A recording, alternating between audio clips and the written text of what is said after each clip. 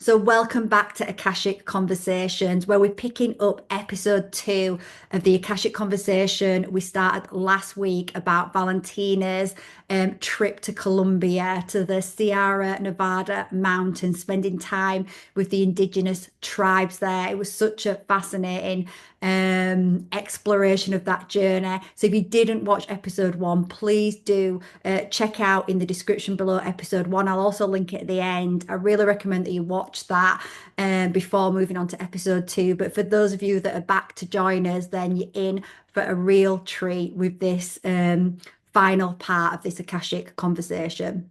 You mentioned before we came on camera about about the bag. So I didn't know if you wanted to. Yeah, the mochila. So before we went there, we were in a group chat and Candy Maku had said to us, who wants a bag? We'll start making them for you, the mochilas. So I ordered one for me and one for my son. And this is my one. Let me Beautiful. see. Yeah, I can see it. Yeah. Yeah. Yeah. So they're very special, and they're woven by their sheep's wool, and they're woven by the woman, and they're passed around different zagas for weaving before we get there. And as they're weaving them um, with like with their emotions, but they're healers, right? So it's emotional well-being they're weaving in, and sexuality, because a woman's sexuality is just so important for the flow of her life. So all this divine feminine energy has been woven into them, and they're tuning into uh, the person and weaving it in a different pattern Mm. based on that person, which I'll tell you about what they told me about my pattern in a minute. So it was great. We got given our bags in this lovely ceremony, and then we each got to, privately, individually talk to the Zagas about the meaning of our specific bags. And my son's bag, which I don't have with me, of course, he has it. But also, this is important, like how this bit here Yep. is equal to this bit here. So it's the same, it's like the empty space there is really important. It's equal to the full space there. It's the balance of as above, so below. And they just advise you to just wear it, touch it, put precious things in it, just walk around with it. Um, I have it right here where I sit and do my work all the time, just hanging, and wear it regularly. And it feels amazing to touch it. And you can like do whatever you want with it, but it's nice to put, things that are important to me in there that I'm trying to work out or clear in my life, or little notes or crystals or feathers and things like that. Mhm. And it's just like, doesn't smell too much now, but it did before. Just this really nice natural I mean, it's wool smell. all Yeah. that energy, all that consciousness, all that All intent. that consciousness put in, and they explained to me that so uh Yeah, I can yeah. see it. So there.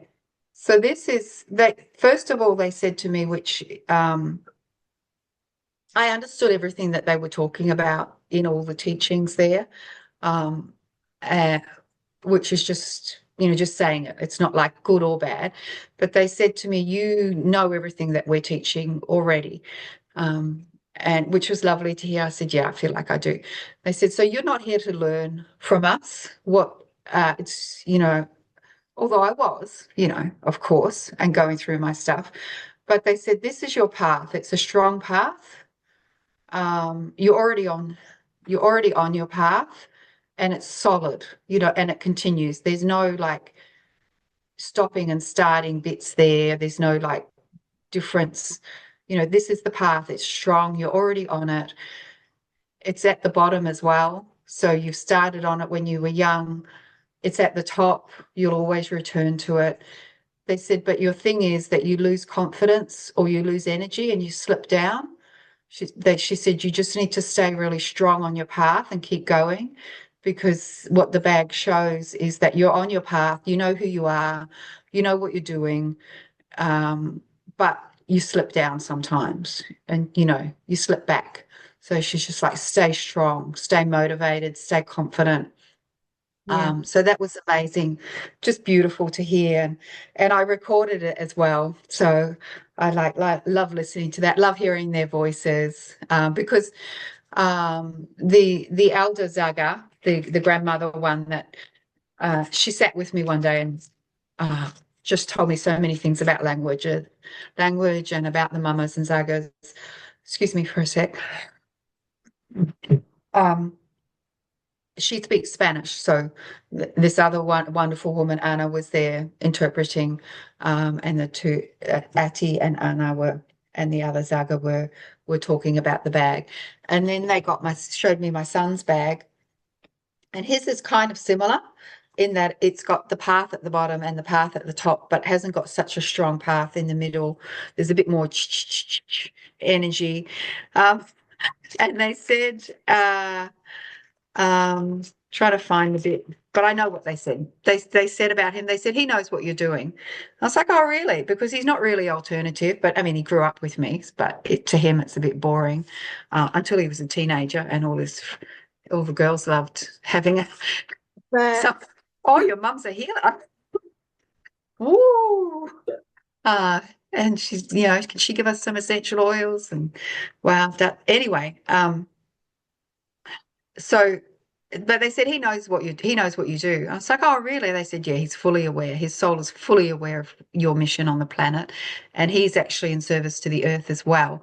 But his bag had a lot more energy in it. It went back and forth a bit. They said there's just a lot of objections, but I the but the pathway's there at the top, so he will come to his path. He knows his path.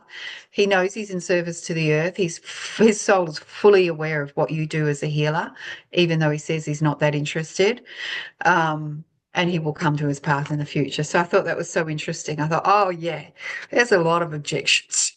I just think it is amazing. I love it. And I think everyone's going to be wondering, what would my bag look like? Like on this cliff. Yeah, well, they were amazing. Like some people had these bags that started with spirals down here, like mine's plain on the bottom, but theirs started with spiraling color right from there and like all the way up.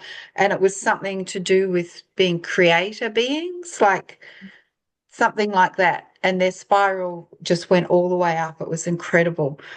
Um, and other people, like there was just interesting things for everyone. Like, and not always what people wanted to hear either, because our spiritual egos can get in the way a bit. So, yeah, some people were a bit like, "Oh, really? Still got that many lessons to learn?" So I think they may have got it wrong. Yeah. Right. God, I love it. That is amazing, Valentine. I'm so glad you shared. Yeah, and my friend that organised the tour, Herloff, when he initially went with Richard, the year before, because it had come up in his Akashic session with me that he needed to go on a journey of some sort to organise some changes in his life, to his consciousness around it. And I'd said, I think this might be good. You should look into it. So they recognized him. Like I know how amazing he is spiritually, but they recognized him and they gave him a mummo bag. Like incredible. It's just a completely, well, it's not white because it's, off white, but no patterns, just completely white bag. Yeah. Wow. Yeah. And Wow. I was like, oh, of course. Of course. So that was incredible. Wow. So yeah. And this one also, it's funny, how some things you well, I got excited. They brought all the bags out. They made it like a ceremony. We were in a temple and they brought all the bags out and the Zaga was holding them and talking all about them and how they're made and da da da da. And I could see them, I could see her holding the different ones up and looking at them all. And this one, I was like, oh my God. But I won't have an ego about it. It might not be my bag, but wow, I love that design. Like that bag was just like sparkling like a spaceship landing to me. Wow. Who's going to get that? And it was mine. Amazing. I mean, look at that for a Yeah. gift as well. Like what, that's such a sacred. Incredible gift for someone you love to get one made for them up there. Yeah. Yeah. Just to have all that healing woven in. Like these are ancient, people who they know who they are Yeah. and they know what their gifts are and they're actively embodying and living, all these ancient creation gifts and connection to earth. And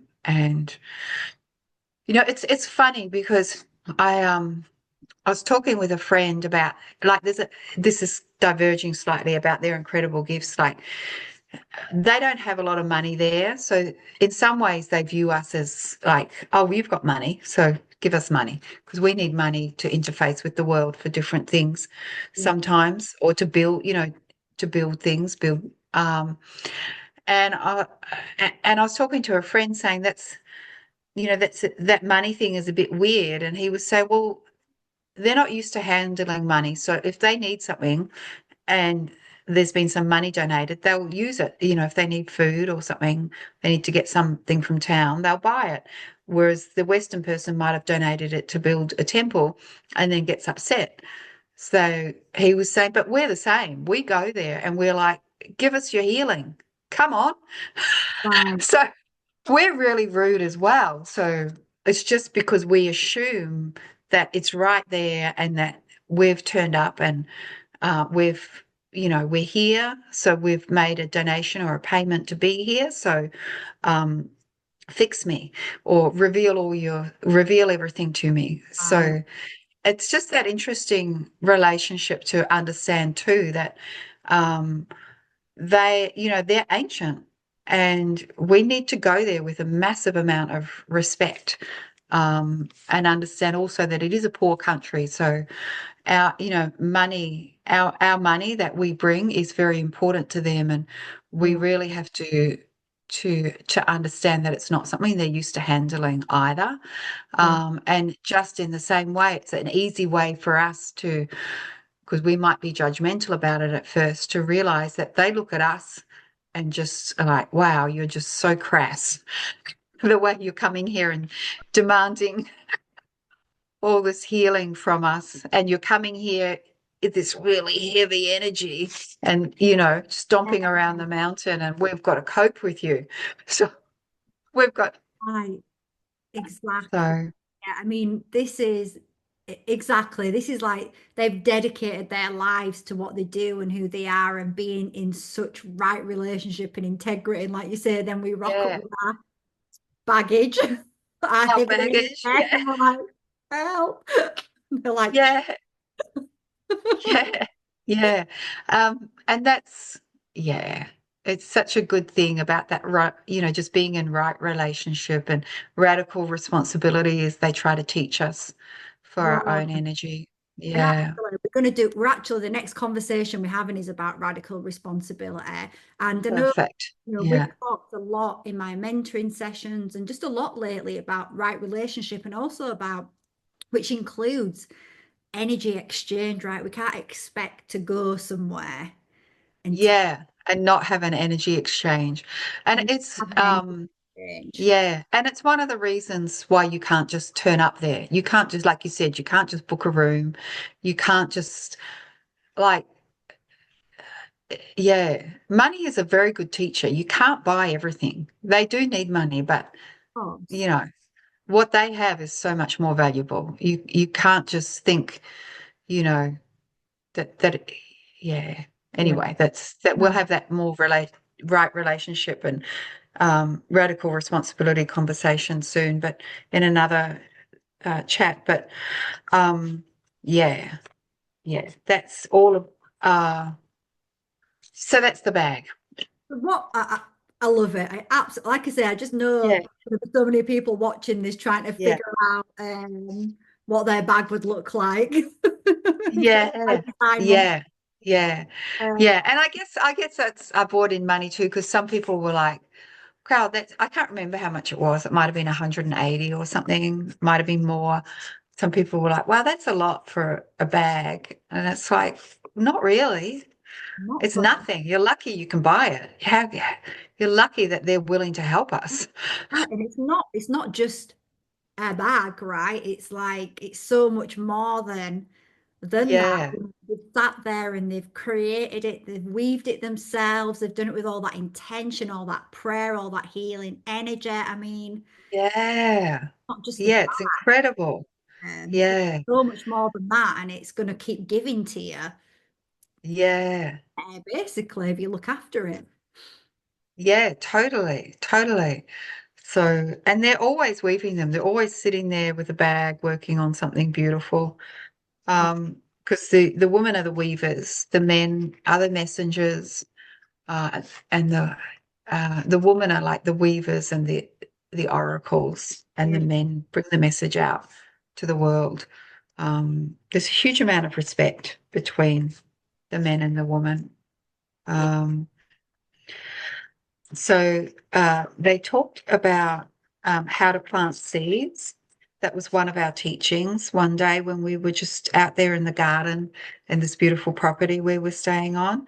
Um, they said because there for a start there's this whole temple to do with seeds. So we're walking around the mountain. We come across this incredible, beautiful temple that had a fire in the middle that had gone out recently, and we are like, "Who was here?" And he's like, whoever needed to be here. The temples are just open to the tribes people to come around and do their ceremony. And in this particular temple, it's where they would come and hang, all the seeds and things. And then in the recent uh, equinox in that temple, in March, in that temple, all of those seeds ready for planting would have gone through a whole ceremony.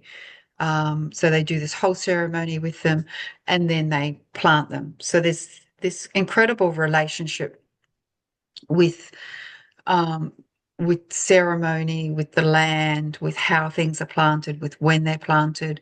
And the way to plant seeds, they said, or Candy was telling us, is that you clear your own channel yourself, you make yourself nice and clear. You tune into the moon and you tune into the earth. And you become the conductor between the two. You don't have to do it at night time, but you're tuning into the moon and you're tuning into the earth. And then you plant the seed and then you dance to activate the seed and you sing. Isn't Mm. that just beautiful? Beautiful. Yeah, yeah. Oh, and I just loved that. Like you create the channel, you become like the conduit between the moon and the earth. You do your planting, and then you do your celebrating to sort of activate all the beautiful energy of it. Isn't that just fantastic? Like what fantastic. a way to live. And then you end up eating that food and knowing that anyone you give the food to, that it's just being planted and activated so beautifully. And we would just come across trees on the path that he would explain. Like there was even one, I can't remember what it was called, but it's very good for insulin imbalance. There's just like, and they plant medicine trees all through, the whole mountain there for anyone to come and use for whatever they need it for. And they plant these other trees that have big soft leaves that are like they use for toilet paper. So they'll plant them along the path so that if people need to go to the bathroom, so to speak, they can pick some of these leaves and just walk in a little bit and find a spot to do their business and, bury it and wipe themselves. And it's these beautiful, big, soft leaves. It's just so, oh, wow. How nice. What a lovely way to live that it's been planted there for people. So, yeah. Beautiful. Wow.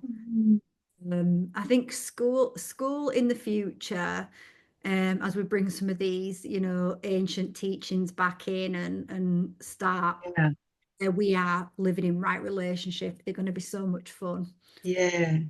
Children to. Yeah. Yes. And there are already, you know, schools operating like that. There's bush schools around the world, usually for younger kids. Yeah. Yeah. Um, yeah. So another thing, a different thing that I'm just trying to remember any information about the schools. I'll send you some pictures of when Yeah. we visited this school. It was the last day of school, so there happened to just be a whole lot of ceremony going on as well, which was private, but we did get to see, them afterwards, where the mummos were there and different elders of the community doing really special ceremony for all the kids that were graduating, and going to, some of them, they had quite a few that were going into high school. So that was, a massive win for them. So they were giving them a really beautiful ceremony and in the traditional ways, so that it wasn't just all about going off to learn high school Western type things. Um, yeah. Amazing. And another thing that Candy was saying about is where you're born is is where your mission is. And if you move, um, you really need to honor the mission of that land, the channel of that land.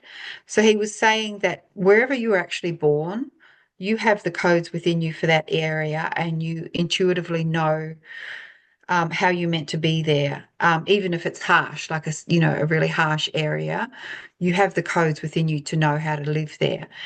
Um, so it's not only about taking responsibility in life for the five elements within you, earth, air, fire, water, and, your spiritual divinity connection. But it's taking responsibility for the area that you've moved to and not trying to change it. Like say if not that this would happen, but say if you were lucky enough to go and live on the mountain there with them, you wouldn't take all your Western comforts there and build a big air conditioned house with a pool and a fence, and Yeah. because you're just completely missing the point.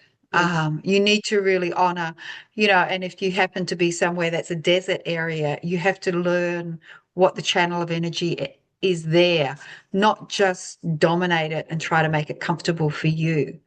You Right. have to, because that conversation came up because quite a few of us are not in the areas, say, where we were born. I don't live in New Zealand.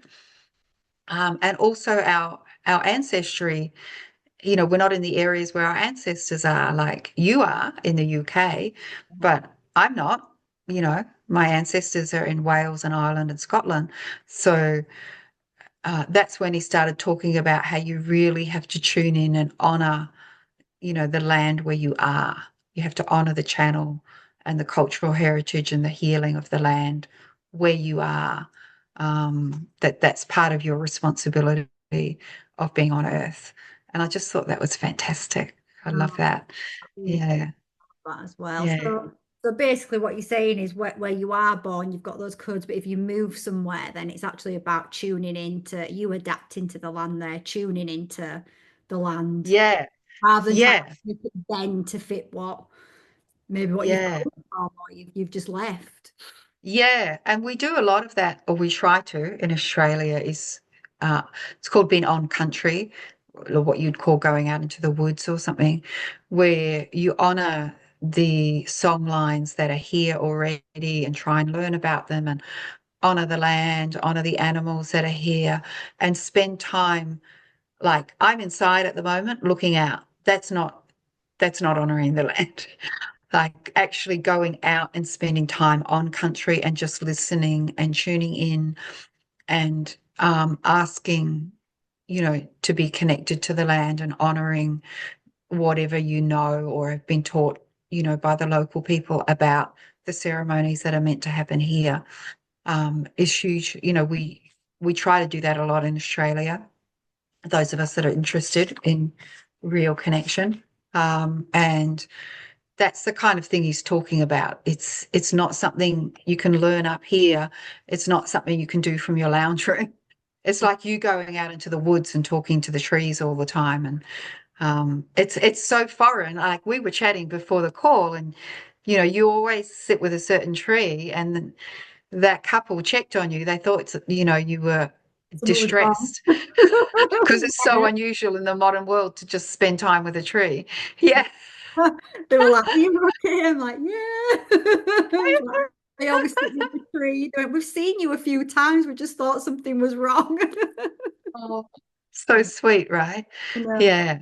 I know. But yeah, Yeah. exactly. And I reflected on that and thought, oh, it's just unusual to see people sat in nature. In Yeah. Just communing with the tree. I'm just sitting with my I friend just sit here. with the tree. Yeah. Yeah. Yeah. Mm. Yeah. Very sweet that they checked on you too. Oh, it was. Um, Another thing that Candy talked about was how important it is to back yourself, which I'm sure leads into personal radical responsibility too. Um, you know, each person has to be strong in the way that they think and they feel, and convey that strength with a real earthing kind of energy, like really back the channel of who you are rather than just trying to attach to something else. And listen, really give, really receive, like really be earthed in that whole interaction of your relationships with people, um and know that my experience of life is mine.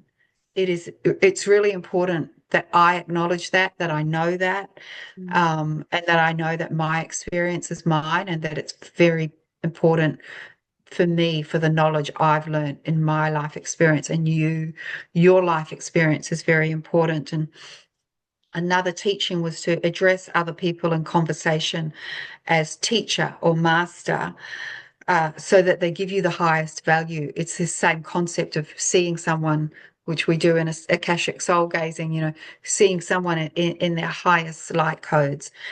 So addressing them in terms like this, which I probably actually wouldn't use, but I could sort of convey it in energy.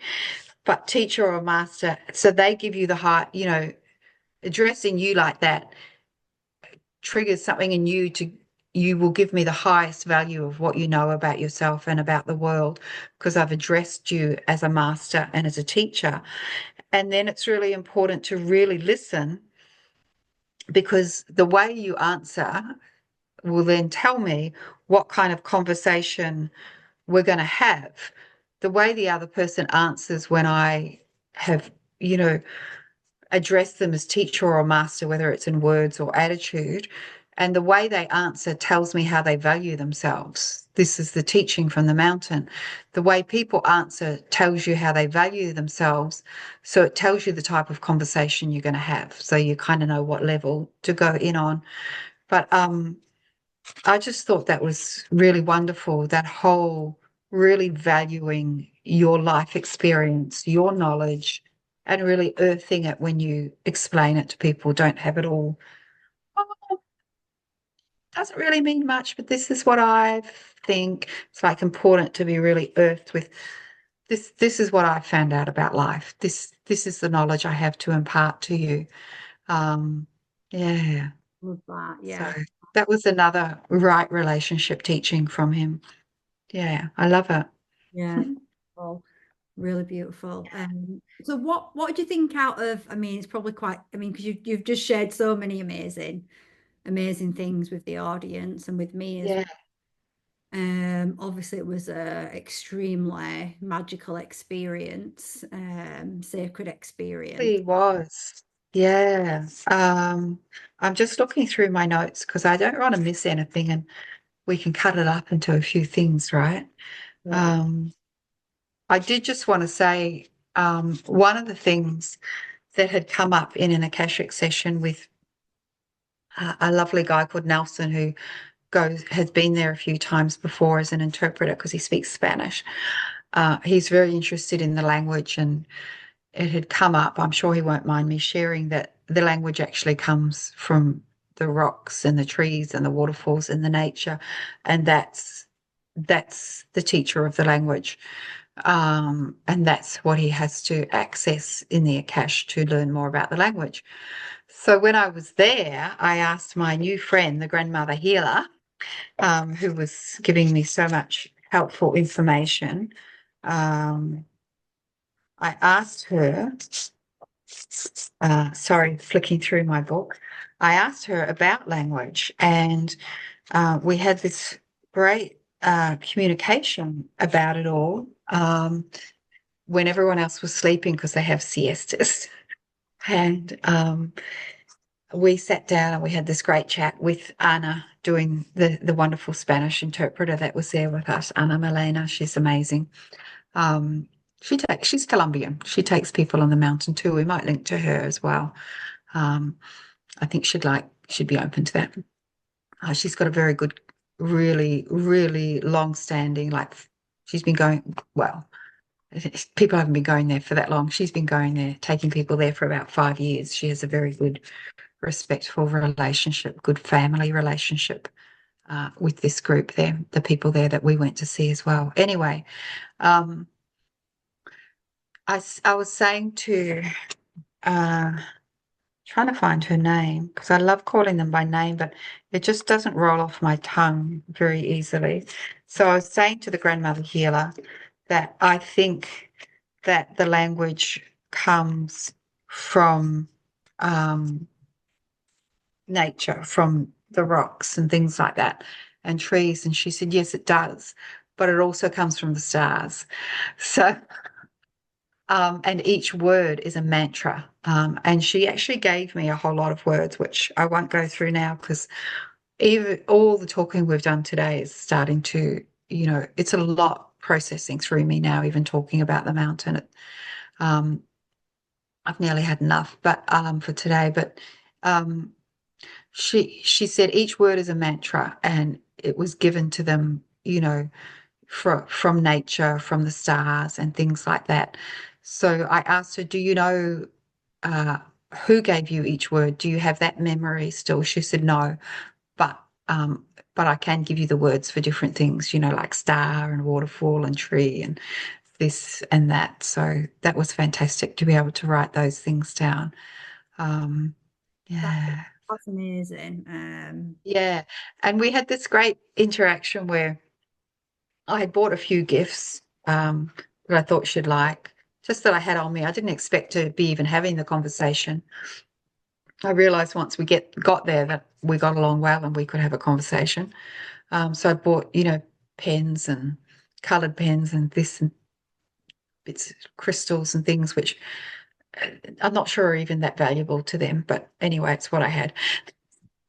But I had a different white dress on, and it was a lovely linen one, and she kept touching it the whole, every now and then, saying how nice it was, and I said, "Oh, after the ceremony tonight, I'm going to wash this and give it to you."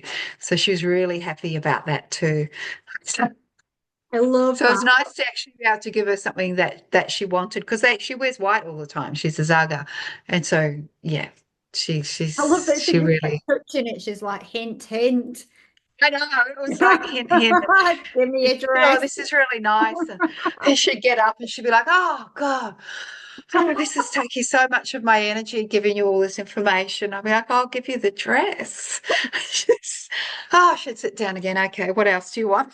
Not an Australian accent, of course, but yeah, it was quite fun, having that exchange. And Just like yeah, imagining now touching your shoes, touching your bag, all of a sudden you've got nothing. yeah, You sure. Nothing but my notebook. It's know? okay. I've got the information.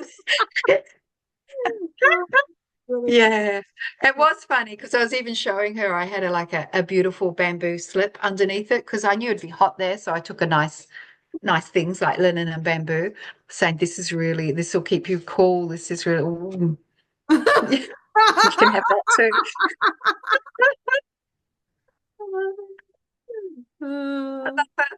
Yeah, yeah. Well, I'd that's go back in a heartbeat if it was more accessible and, if it was, closer to Australia and all those things. But it, yeah. It's well, you, hard to get it. Well, you can't just rock up and also that 2 hour off-road drive. Yeah, well, I did a Mount Kenya once with my friend, and we were on those kind of off roads where it's like Yeah, it's like that, and you're like, whoa. So I know what you mean. yeah, yeah, yeah. It's a silly thing to remember for all the benefit of being there, but you know, it's Well, it created a strong certainly a barrier. emotion. I It created a strong emotion. created a strong emotion. Yeah, and but at least I don't have car sickness. One of the women gets car sickness, so that was really tough for her. Like, yeah. Yeah, amazing. I mean, I'm sure there's going to be more, like you've got so much information. So we might end up doing Yeah. those on. I think there's more to come through because it's nice to have it documented as well. I've been meaning to write about it and it's never quite happened with, I don't know, just hasn't. So looking back on my notes is lovely to share it. Thank you. Oh, thank you. It's absolutely been amazing, Valentina. So, Thank you, Corinne. I've done so much talking. Thank you for holding space. right, yeah, well, we'll definitely talk about this again. Thank you so much, and thank you to the mamas and zagas as well that allowed you to have that experience so that you could Oh, share yeah, that amazing. with us all, Yeah, with the audience. I guess one thing just to close out, which I wanted to ask actually is, what is it? Obviously they're doing such an important job for the planet, holding this energy and this connection to the earth, and connection to the stars, and obviously what moon. you shared, the moon. There's a lot that we can learn from that. What can we do to play our part more and help more? Yeah, I think the main thing is to have responsibility for our elemental energy, the five elements within our body and our connection to them: earth, air, fire, water, and our divinity connection. And really get to know the channel of energy of the land wherever you happen to be living, to make an effort to do that, and to really take, that conversation that we had before seriously about your knowledge being really earthed and grounded of your experience of life and how you convey that to people, and encouraging other people to convey, their mastery, their knowledge by addressing them in ways that will make them realize they have something important to share, and they'll bring that out in the conversation as well. Yeah. Amazing. And you mentioned about balancing the elements. And so we're going to actually do a video on that to bring to Okay. life Yeah. Yes, let's. a little bit Yeah. more detail about how the audience can do that. But thank you, Valentina. That was absolutely incredible. So thank you. Thank you. Thank you so much, Corinne. Ciao. Okay, so bye for now, and we'll see you all in the next one.